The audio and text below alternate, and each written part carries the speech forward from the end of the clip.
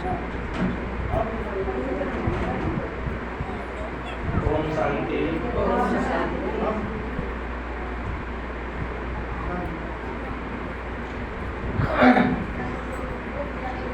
ओम शांति। आज का हमारा विषय है स्व का यथार्थ परिचय। अब इसमें एक प्रश्न हो सकता है कि स्व माने खुद, जब हम खुद प्रत्यक्ष दिखाई दे रहे हैं तो इसमें यथार्थ परिचय की क्या जरूरत है? तो जरूरत इसलिए है कि जो हम दिखाई दे रहे हैं तो हम नहीं, और जो है वो दिखाई नहीं दे रहे हैं। इसके रहस्य को जानने के लिए स्व का यथार्थ परिचय आवश्यक है। अब जैसे कोई आदमी कहते हैं कि ये हमारा घर है, ये हमारी गाड़ी है, ये हमारी जमीन है, ये हमारा कहने वाला वही है जिसका घर है, जिसकी गाड़ी है और जिसकी जमीन है। अर्थात जो हमारा कहता है कि ये हमारा है वो उसका मालिक होता है, तभी तो कहेगा कि हमारा है। उसी तरह से मुख कहता है कि ये हमारा हाथ है, ये हमारा पैर है, ये हमारा आंख है, ये हमारा मुख है, स्वयं को भी कह रहा है। अर्थात कहने वाला मुख नहीं है, कहने वाला कोई और है जिसका ये पूरा शरीर है। मुख भी उसी का है, आंख भी उसी का है, कान भी उसी का है। और वो कौन है जो कह रहा है कि हमारा पूरा शरीर, ये सब हाथ पैर हमारा ही है? तो उसको कहते हैं आत्मा। अब आत्मा रहते कहाँ है और दिखते कैसे हैं, नाम तो हम लोग जानेंगे। तो वो अति सूक्ष्म ज्योति बिंब स्वरूप है आत्मा, जो इन आंखों से दिखाई नहीं देती। और रहते कहाँ है? तो भ्रिकुटी के मध्य में, नासिका के अग्रभाग, जहाँ माताएं बहनें बिंदी लगाती हैं और भाई लोग टीका लगाते हैं। इसे आत्मदर्शी टीका कहा जाता है। अब प्रश्न ये है कि भाई आत्मा का निवास यहाँ है, तो कैसे कह रहे हैं कि हमारा शरीर मालिक बन गया? कैसे मालिक बन गया? तो इसलिए मालिक बन गए कि पूरे शरीर को ऊर्जा की सप्लाई वही करते हैं, क्योंकि ऊर्जा के स्रोत वही है, शक्ति के स्रोत वही है। तो जो घर का खर्च चलाता है वही तो मालिक कहलाता है। तो पूरे शरीर का जो पावर देते हैं, पावर सप्लाई है, सप्लायर है, वही तो मालिक हुए। तो इस हिसाब से वो आत्मा मालिक हो गया। अब इसका प्रमाण क्या है? वो सप्लाई करते हैं, हम कैसे जानेंगे भाई? तो उसका प्रमाण यह है कि जब आत्मा अपने सीट पर से हट जाती है, अर्थात शरीर को छोड़ देती है, तो इस शरीर की सारी मशीनरी ठीक रहती है। आंख भी ठीक रहता है, कान भी ठीक रहता है, मुख भी ठीक रहता है, लेकिन इन सबका काम बंद हो जाता है। न मुख बोल सकता है, न आंख देख सकती है, न हाथ कोई काम कर सकता है, न हम खड़े रह सकते हैं, न बैठ सकते हैं, जमीन पर लेटना पड़ता है। अर्थात हमारा पावर सप्लाई कट हो गया। पावर नहीं है तो कैसे काम करेगा? जैसे मान लीजिए कि बाजार से हम खूब बढ़िया महंगा टीवी लाए, घर में टेबल पर रख दिए, स्विच ऑन कर दिए, रिमोट दबा रहे हैं, कुछ बोल ही नहीं रहा है। क्यों नहीं भाई? इतना पैसा खर्च करके लाए और ये बोल नहीं रहा है, तो पता लगा कि इसका कनेक्शन तो पावर से किए ही नहीं है। जब उसका प्लग कनेक्शन पावर में लगाएंगे, सॉकेट में लगाए, तब ना वो काम शुरू करेगा। और वही होता है, जब उसका पावर में से कनेक्शन कर देते हैं, वो बोलने लगता है, गाने लगता है, नाचने लगता है, प्रवचन करने लगता है, भजन गाने लगता है, सारा फंक्शन उसका चालू। और जो ही सप्लाई कट हो जाती है फिर बंद हो जाता है, वैसे का वैसा हो जाता है। इससे सिद्ध हुआ है कि टीवी भाई ठीक है, हर उसके इंस्ट्रूमेंट्स ठीक है, लेकिन पावर सप्लाई के बिना वो निष्क्रिय है। उसी तरह से ये सारी कर्मेंद्रियां ठीक होते हुए भी अगर इसमें पावर सप्लाई न हो तो ये निष्क्रिय हो जाती है। लेकिन जब वही आत्मा अपने सीट पर सेट रहती है तो इसको जीव आत्मा कहा जाता है। लेकिन आत्मा जब सीट से हट जाती है, ये जीव माना शरीर, तो ये जीव भी नहीं रहता, इसको निर्जीव कहते हैं। अभी निर्जीव हो गया, इसको अरथी भी कहते हैं। अर्थात इस रथ रूपी शरीर जो है, शरीर रूपी रथ का अरथी मालिक, इसको चलाने वाला नहीं है, तो क्या कहा, ये अरथी है, फलाने की अरथी है। तो इस तरह से ये सिद्ध हो जाता है कि शरीर को चलाने के लिए पावर की, शक्ति की, ऊर्जा की जरूरत होती है, जो आत्मा सप्लाई करते हैं। इसलिए आत्मा इस शरीर के मालिक है, और जो हमारा कर रहे हैं वो आत्मा है, और वही हम है, हम ये शरीर नहीं है। अब ये शरीर क्या है, तो शरीर हमारा रथ है। अर्थात यूं कहें कि आत्मा के काम करने की एक मशीन है, क्योंकि आंख का काम है केवल देखना, वो कुछ देखेगी, कान का काम है केवल सुनना, वो सुनेगी। लेकिन इन ऑर्गन्स के द्वारा, माने इन कर्मेंद्रियों के द्वारा आत्मा ही देखती है, सुनती है, बोलती है, सब काम आत्मा ही करती है। देखने वाले को लगता है कि ये मुंह बोल रहा है, लेकिन वास्तव में मुंह तो बोलता है, लेकिन वो एक मशीन की तरह से, जैसे साउंड बॉक्स बोलता है उसी तरह से बोलता है। अब साउंड बॉक्स में पावर सप्लाई ना तो बोलेगा, नहीं बोलेगा। उसी तरह से ये आत्मा शरीर को चलाने वाली मालिक है, अर्थात हम आत्मा ही है।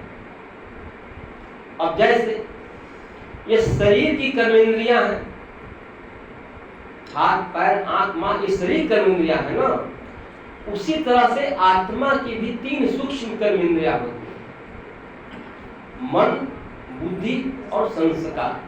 ये 3 सूक्ष्म कर्मेंद्रियां हैं। तो जब आत्मा इन आंखों से नहीं दिखाई देगा तो उसकी कर्मेंद्रियां भी दिखाई नहीं देंगी। आत्मा भी सूक्ष्म तो उसकी कर्मेंद्रियां भी सूक्ष्म है। तो उस तरह से अब इसमें प्रश्न ये है कि भाई मन क्या है, तो मन को कह सकते हैं कि सोचने की प्रक्रिया को ही मन कहा जाता है। अर्थात मन का काम है सोचना, वो सोचता रहता है, उसको कहेंगे मन। बुद्धि क्या है, तो बुद्धि कहेंगे जो निर्णय करता है, अर्थात जिसके पास निर्णय करने की शक्ति है, क्षमता है, उसको बुद्धि कहा जाता है। और तीसरा है संस्कार।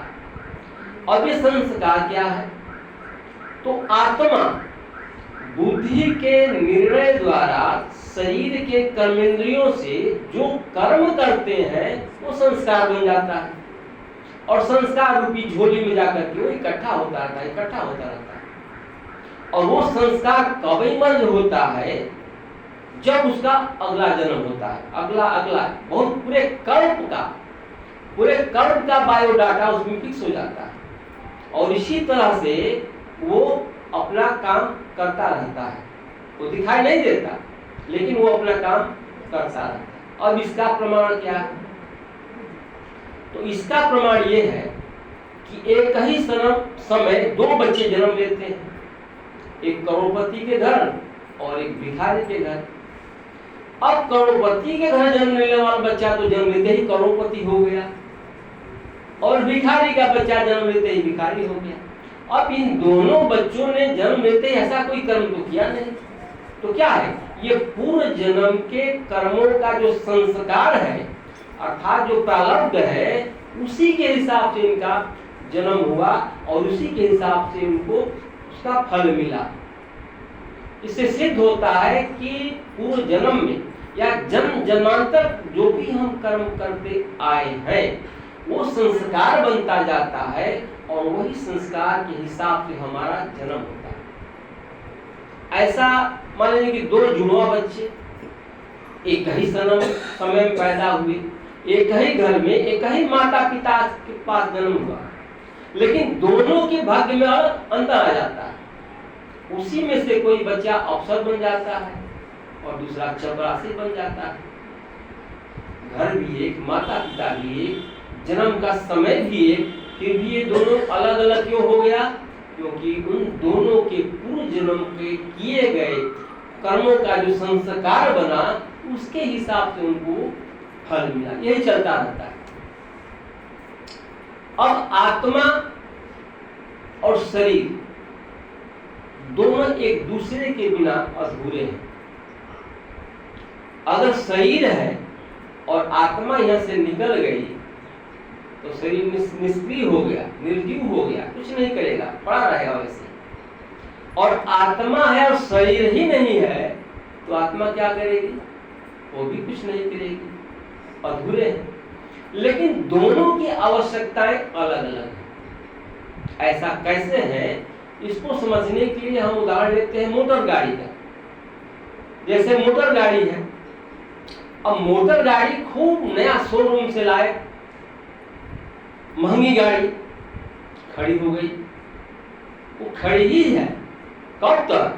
जब तक कि ड्राइवर अपने ड्राइविंग सीट पर सेट नहीं होता। अर्थात उस गाड़ी में जो ड्राइविंग सीट है वहां जब तक ड्राइवर नहीं बैठेगा वो गाड़ी एक कदम आगे नहीं बढ़ेगी। लेकिन वही गाड़ी जब ड्राइवर बैठ जाता है तो फराटे भर के दौड़ने लगती है। ड्राइवर जहां चाहे उसको रोकता है, जिधर चाहे उसको घुमा देता है, वो हैंडलिंग करता है ड्राइवर, अर्थात उस गाड़ी को चलाने वाला ड्राइवर है। ये दोनों एक दूसरे के लिए आवश्यक है। खूब बढ़िया एक्सपर्ट ड्राइवर है और गाड़ी नहीं है तो क्या चलाएगा? और खूब बढ़िया गाड़ी है और ड्राइवर नहीं है तो ये कदम भी नहीं चलेगी। अर्थात ये दोनों एक दूसरे के पूरक हैं, एक दूसरे के बिना अधूरे हैं, फिर भी ये दोनों साथ साथ रहते हैं। और प्रश्न ये है कि भाई जब दोनों साथ हैं तो दोनों की आवश्यकताएं भी एक होनी चाहिए, लेकिन ऐसा नहीं है। दोनों की आवश्यकताएं अलग अलग है। गाड़ी की आवश्यकता अपनी और ड्राइवर की आवश्यकता अपनी, अलग अलग है। कैसे? जैसे मान लीजिए कि ड्राइवर गाड़ी लेकर जा रहे हैं, रास्ते में उनको प्यास लगती है। अब कोई कहे कैसा कि आप तो ड्राइवर साहब हैं, गाड़ी चलाते हैं, गाड़ी पर रहते हैं, एक गिलास पेट्रोल पी लीजिए। तो पिएंगे? नहीं पिएंगे, क्योंकि पेट्रोल उनकी आवश्यकता नहीं है। उनके लिए क्या चाहिए? पानी चाहिए, भोजन चाहिए। क्यों? क्योंकि उनका जो निर्माण हुआ है शरीर का वो प्रकृति के 5 तत्वों से हुआ है, तो उनको वही चाहिए। अब गाड़ी जा रही है, पेट्रोल खत्म हो गया, तो कहे कि ड्राइवर साहब इसमें 2 लीटर दूध है डाल दीजिए। दूध बड़ा ताकतवर होता है तो चलेगी गाड़ी, ये कोई नहीं चलेगी। क्योंकि गाड़ी का निर्माण हुआ है लोहे से, फाइबर से, तो उसको दूध और घी नहीं चाहिए, मक्खन। उसको तो पेट्रोल और डीजल चाहिए। और ड्राइवर साहब को घी मक्खन चाहिए, गाड़ी को डीजल पेट्रोल चाहिए। दोनों एक दूसरे के पूरक रहते हुए, दोनों एक दूसरे के बिना अधूरा होते हुए भी इनकी आवश्यकताएं अलग अलग है। ठीक उसी तरह से आत्मा और ये शरीर, आत्मा शरीर दोनों एक दूसरे के बिना अधूरे हैं, कुछ नहीं कर सकते। और दोनों एक दूसरे के पूरक हैं, फिर भी इन दोनों की आवश्यकताएं अलग अलग हैं। कैसे? तो शरीर चूंकि प्रकृति के 5 तत्वों से बना, तो शरीर को भोजन चाहिए, पानी चाहिए, हवा चाहिए, शरीर को चाहिए। लेकिन आत्मा को इससे क्या मतलब? क्योंकि आत्मा सत्वगुणी होती है, उसके 7 गुण हैं। 7 गुण कौन कौन से हैं? सुख है, सुख, शांति, आनंद, प्रेम, पवित्रता, ज्ञान और शक्ति, ये 7 गुण हैं। तो आत्मा को यही चाहिए, 7 चीज। और शरीर को चाहिए प्रकृति की चीज, अलग अलग है। अब शरीर को भूख लग जाता है, शरीर को प्यास लग जाता है, तो हमको महसूस हो जाता है, अरे भाई थोड़ा पानी पी, बहुत प्यास लगी, थोड़ा पानी पिलाइए, कहते हैं ना। और भूख लगी, क्या कहते हैं, अरे भाई भूख लगी, थोड़ा खाना खिलाइए। उसने क्या खाइए, अरे कुछ भी खिलाइए, जल्दी भूख खिलाइए, भूख बहुत तेज लगी, जल्दी खिलाइए। तो शरीर को तो भूख लगा, हमें एहसास हो गया। क्या आत्मा को भूख नहीं लगती? आत्मा को भी भूख लगती है, हमें उनका एहसास नहीं होता, और होता है तो समझ नहीं पाते हैं कि आत्मा को भूख लगी। कैसे? मान लीजिए कि हम खूब खा पी के एकदम टंच है, ठीक है, और बड़ा बेचैनी है अंदर में, बेचैन है हम। इसका मतलब कि बेचैन कौन कर रहा है? शरीर तो भाई ठीक है, खा पी कर मस्त है, आत्मा कर रही है, क्योंकि उसको भूख लगी है। उसको क्या चाहिए? शांति चाहिए। तो क्या कहते हैं, अरे भाई थोड़ा हमको शांति में रहने दीजिए, कहते हैं ना कि भाई हमको थोड़ा शांति में रहने दीजिए, थोड़ा आप लोग हटिए, हमको शांति में रहना है। आनंद में खुशी मिलती है किसको? आत्मा को। महसूस शरीर को भी होता है, लेकिन महसूस होती है आत्मा को। प्रेम कहीं मिले, आत्मा गदगद हो जाती है। तो वही ना चाहिए, सुख विषय पर हम लोग पिछले में चिंतन कर चुके हैं, जो नहीं सुना है वो मोबाइल पर सुन सकते हैं, बता देंगे बात। तो सुख क्या होता है, उसका विस्तार है इसमें। तो इस तरह से ये आत्मा की जरूरत भी हमें पूरी करनी है और शरीर की जरूरत भी हमें पूरी करनी है। इसलिए हमें एहसास होना चाहिए, महसूस होना चाहिए कि भाई आत्मा भूखी है, जो चाहती है उसको हम दें, शांति दें, आनंद दें, प्रेम दें। अब जैसे मान लीजिए हम किसी के घर जाते हैं, वो धनवान घर है, सब कुछ उनके पास है, तो क्या करेंगे? खूब बढ़िया मिठाई, नमकीन, समोसा, खूब पकौड़ी लेकर रख देंगे। लेकिन वहां कलह मचा हुआ है, लड़ाई झगड़ा हो रहा है, बड़ा शोर है, अशांति है, तो वहां क्या हम बैठे रहेंगे? वो मुंह में हमारे जाएगा, उठ करके हम चले जाएंगे, भाई थोड़ा जरूरी काम याद आ गया है, हम फिर बाद में आएंगे। क्यों? क्योंकि वहां जो मिल रहा है वो आत्मा को नहीं चाहिए, अशांति है, आत्मा को प्रिय नहीं है। तो वहां से उठ करके हम चले जाते हैं। कहाँ गए? किसी दूसरे घर गए। वो घर के लोग गरीब हैं, उनके पास बहुत व्यंजन नहीं है, लेकिन उनके पास प्रेम है, मुस्कुराहट स्वागत करते हैं, आइए आइए, बड़ा दिन के बाद आप आए, आइए बैठिए बैठिए। उनके घर में शांति है, कहीं कोई कलह पेश नहीं। एक गिलास पानी और मीठा भी देंगे, आप खुशी खुशी आप उसको ग्रहण कर लेंगे। गए थे 5 मिनट के लिए, 2 घंटे बैठे रह जाएंगे। क्यों? कि वहां जो मिला वो आत्मा की भूख शांत कर रहा है। और आत्मा चूंकि शरीर की मालिक है, जहां चाहे वहां बिठाएगी। जब आत्मा बेचैन हो जाएगी तो शरीर को वहां से हटा के लेके जाएगी। आत्मा को जहां अच्छा अनुभव होगा तो वहां बिठा देगी। तो इस तरह से आत्मा और शरीर, ये दोनों की आवश्यकताओं को हमें पूरा करना। हमें माना हम दोनों मिलकर ना पूरा करेंगे। आत्मा चाहेगी तो पूरा हो जाएगा, शरीर का साथ उसको चाहिए, इसमें यहाँ विराजमान है। तो जो शरीर को चाहिए या जो आत्मा को चाहिए, हम दोनों को मिलकर उसको पूरा करना है। अब शरीर के लिए तो हम देते हैं भोजन पानी, आत्मा के लिए रूहानी खुराक चाहिए। और ये रूहानी खुराक है, पेड़ दिखाई देता है, अनुभव होता है। तो अनुभव होता है माने वो भी सूक्ष्म है। जैसे गुलाब है, गुलाब तो दिखाई देता है, उसका सुगंध जो निकल रहा है वो दिखाई नहीं न देगा, वो महसूस होगा। तो सुगंध हम उसकी तरफ खींचे चले जाएंगे, क्योंकि वो सुगंध आत्मा को भी पसंद है, क्योंकि नाक द्वारा वो संदेश दे रहा है आत्मा को, ये सुगंध है।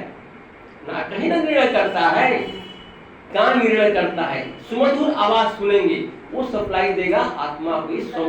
सुमधुर है। अब कान तो एक मशीन है सुनने की, तो कान तो सुनता है, कान सुनता रहेगा, बस सुनेगा और कुछ नहीं करेगा। तो क्या करता है, जो सुनता है उसको मन को ट्रांसफर कर देता है, मन को दे देता है। अब मन के लायक जो होता है उसको रख लेता है, मन के लायक। मन कहता है ना भाई ये बात तो हमको मन को बहुत अच्छा लगा, कहा ना ये तो हमारे मन को भा गया, अर्थात वो बात मन को प्रिय है, तो कहा कि हमको अच्छा लगा, तो मन उसको अपने पास रख लेगा और बाकी भेज देगा बुद्धि को ट्रांसफर कर देगा, भाई ये तो तुम निर्णय लो। अब बुद्धि के पास जाएगा तो बुद्धि रॉन्ग राइट का निर्णय करेगी, क्या इसमें अच्छा है, क्या इसमें खराब है। तो अच्छे को ग्रहण कर लेगी, खराब को वेस्टेज में डाल देगी। तो क्या कहते हैं, भाई ये बात तो हमारी बुद्धि में बैठ गया। क्यों बैठ गया? क्योंकि बुद्धि को अच्छा लगा तो बैठ गया, और जहाँ ही अच्छा लगा उसको उन्होंने वेस्टेज में डाल दिया, चला गया। तो ये प्रक्रिया होती है। अब मान लीजिए कि पैर में दर्द है, दर्द तो पैर को है अर्थात शरीर को है, फिर हमको कैसे महसूस होता है कि भाई हमारे पैर में दर्द है? इसलिए महसूस होता है कि पैर का दर्द होते होते शरीर में आत्मा तक पहुंचती है, और आत्मा के जो सूक्ष्म कर्म इंद्रिया मन बुद्धि संस्कार है उनको महसूस होता है, तो कहते हैं हमारे पैर में बहुत दर्द है, कहते हैं ना। जैसे मान लीजिए कि बहुत बड़ा मैकेनिक है, बहुत जानकार मैकेनिक है, इंजीनियर है, और कोई मशीन खराब हो गई और उसके पास कोई इंस्ट्रूमेंट नहीं, कोई औजारे नहीं है, न पेचकस है, न पिलास है, न रिंच है, क्या वो मशीन को ठीक कर पाएगा? नहीं करेगा। उसके संसाधन चाहिए। और मान लीजिए कि सारा संसाधन पड़ा हुआ है, वर्कशॉप में सब चीज है, हर मशीनरी है, और वहां कोई मैकेनिक ही नहीं है, कोई इंजीनियर ही नहीं है, तो गाड़ी ठीक हो पाएगी? मशीनरी ठीक हो पाएगी? नहीं तो ठीक पाएगी। ये दोनों जब साथ रहेंगे तब वो मशीन ठीक हो पाएगी। अर्थात आत्मा और शरीर ये दोनों एक अलग अलग है लेकिन एक साथ है, तो कोई भी जब महसूसता होगी तो दोनों के सहयोग से ही होगी। अब मान लीजिए आत्मा शरीर छोड़ दी और उसमें कांटा किया, चाकू से मारिए, कुछ महसूस होगा? नहीं होगा। तो उसी तरह से इस शरीर को कुछ भी कीजिए, मान अपमान निंदा स्तुति कितना हो गाली दिया, कुछ प्रभाव पड़ेगा? नहीं होगा। कान है वो सुन नहीं पा रहा है क्योंकि उसके पास पावर सप्लाई नहीं है, पावर सप्लाई कट हो गया, तो पावर सप्लाई रहेगा तब ना सुनेगा, नहीं सुन रहा। और जो ही आत्मा यहाँ प्रवेश हो जाती है हर चीज वो महसूस करती है, जो हम बोलते हैं वो भी महसूस करती है। जैसा हमारा बॉडी लैंग्वेज दो तरह का होता है, एक मुख से बोलते हैं और एक बॉडी लैंग्वेज होता है। अर्थात कोई प्रवेश किया, आप कर दिए, वो देखा, आप कुछ बोले नहीं, लेकिन उसको महसूस हो गया कि हमारा आना इनको ठीक नहीं लगा, देखिए मुंह चमका रहे हैं। क्यों? आंखों ने देखा, और आंखों ने देखकर आत्मा को, बुद्धि को, मन को ट्रांसफर किया, वो समझ गया कि भाई आना ठीक नहीं है, तो वापस लौट चला जाएगा। तो इस तरह से ये दोनों एक दूसरे के पूरक है और दूसरे के बिना अधूरे हैं। अब एक प्रश्न उठ जाता है, भाई आत्मा जब शरीर छोड़ देती है तो अर्थी पर उनको लिटाकर ही क्यों ले जाते हैं? पहला प्रश्न। दूसरा प्रश्न, उनको कपड़े से ढक क्यों देते हैं? मुंह ढका रहता है। तो इसके लिए ये है कि चूंकि हम लोग जीवन भर ज्ञान निद्रा में सोए रहते हैं, पड़े रहते हैं, तो उसके प्रतीक स्वरूप उनको लिटा दिया था, अर्थी पर लिटा कर ले जाया जाता है। और जीवन में कोई ऐसा श्रेष्ठ कर्म नहीं करते ताकि दुनिया को अपना मुख दिखला सके, इसलिए उनको मुख को ढक दिया जाता है। अब कोई कहे तो इसका क्या प्रमाण? तो प्रमाण तो है, प्रमाण ये है कि जो पहुंचे हुए संत होते हैं, वो जो उनका शरीर छूटता है तो उनको लिटा करके उनको विदा नहीं करते, वो समाधिस्थ अवस्था में बैठ कर उनको ले जाया जाता है और उन पर कोई कफन कपड़ा नहीं डाला जाता, ऐसे ही चेहरा रहता है। कारण वो जीवन भर तपस्या में रहे, सुजाग रहे, अज्ञानता के अंधकार में सोए नहीं, तो बैठ करके तपस्वी रूप में जा रहे हैं। और चूंकि उन्हें इतना श्रेष्ठ कर्म किया जीवन में, तो पूरी दुनिया को मुंह दिखाने के काबिल रहे, तो उनको मुंह को ढकना नहीं पड़ता। अब जैसे गीता में अध्याय 2 का 22वां श्लोक कहते हैं कि वांसासि जीर्णा यथा विहाय नमामि गृह्णाति नमो प्राणी तथा शरीराणि विहाय जीर्णा तत्सन्न्या यस्तु नमामि देहि। अर्थात जैसे गीता कहते हैं कि जैसे दुनियावी सांसारिक लोग जब पुराना कपड़ा फट जाता है, किसी काम का नहीं रहता है, तो उसको बदल करके नया कपड़ा धारण कर लेते हैं, करते हैं ना। कोई पुराना फटा हुआ कपड़ा पहनता है? नहीं पहनता है, क्योंकि वो किसी काम का नहीं। उसी तरह से आत्मा भी जब ये शरीर पुराना हो जाता है, जर्जर हो जाता है, किसी काम का नहीं रहता, तो ये शरीर छोड़ करके दूसरा नया शरीर धारण करे। ऐसा क्यों करते हैं? इसलिए करते हैं कि ऐसा नहीं करेंगे तो उनकी कर्मेंद्रिया शिथिल हो गई, किसी काम के नहीं, कान से सुनाई नहीं देगा, आंख से दिखाई नहीं देगा, तो रहकर क्या करेगी, कौन सा काम करेगी? इसलिए उसको बदल करके नया शरीर धारण कर लेते हैं। इस बात को सब जानते हैं, लेकिन मानते कोई नहीं। कैसे नहीं मानते? कि अगर इस बात को मानते कि भाई ये शरीर नश्वर है, विनाशी है, आज है कल नहीं है, तो उनको देह अभिमान नहीं आता। देह अभिमान आता है ना, इतना देह अभिमान आता है कि मैं इसको बना दूंगा, उनको बिगाड़ दूंगा, ये कर दूंगा, वो कर दूंगा। क्या कर देंगे भाई? अपनी औकात को देखिए। इस शरीर की औकात क्या है? जब तक आत्मा है तब तक इस शरीर की वैल्यू है। आत्मा अगर निकल गई तो शरीर को जला दिया जाएगा, राख बचेगा, और उस राख एक फूंक मारिए हवा में उड़ जाएगा। यही इस शरीर की औकात है। जो इस बात को नहीं जानते उनको ही देह अभिमान आता है। इसलिए बाबा बार बार कहते हैं कि बच्चे देह अभिमान छोड़ देही अभिमानी बनो। अगर हम देही माने आत्म अभिमानी है तो ऐसा हम नहीं कर सकते, देह अभिमान से करते हैं। तो यह बात अगर हम जानते हैं, अगर हमको मालूम है, तो उस पर चलना चाहिए ना। अगर नहीं चलते, माना भ्रम में है, और अभी तक भ्रम ही में न थे कि यही हम है, शरीर ही हम है, तब न कहा कि प्रत्यक्ष को परिचय की क्या जरूरत है। तो प्रत्यक्ष को याद रखे और अप्रत्यक्ष जो हम हैं उसको भूल गए। भूल गए तो सारी गलतियां होने लगी, जिससे हम दुखी होने लगे। तो क्या स्पष्ट हुआ कि हम ये देह नहीं है, शरीर नहीं है, क्या है? आत्मा है। जो आत्मा अजर अमर अविनाशी है, ये शरीर विनाशी है। ये शरीर हमको कर्म करने के लिए मिला हुआ है। जब तक ये कर्म कर रहे हैं तब तक कर्म कर रहे हैं, और बाकी इसके बाद इसको छोड़ करके हम दूसरा लेंगे, नया लेंगे। जैसे एक ही जन्म में हमको 4 तरह का शरीर मिलता है। बाल्यावस्था का कुछ और शरीर होता है, किशोरा अवस्था का कुछ और शरीर होता है, युवा अवस्था का कुछ और होता है, वृद्धा अवस्था का कुछ और होता है। बदलता है ना।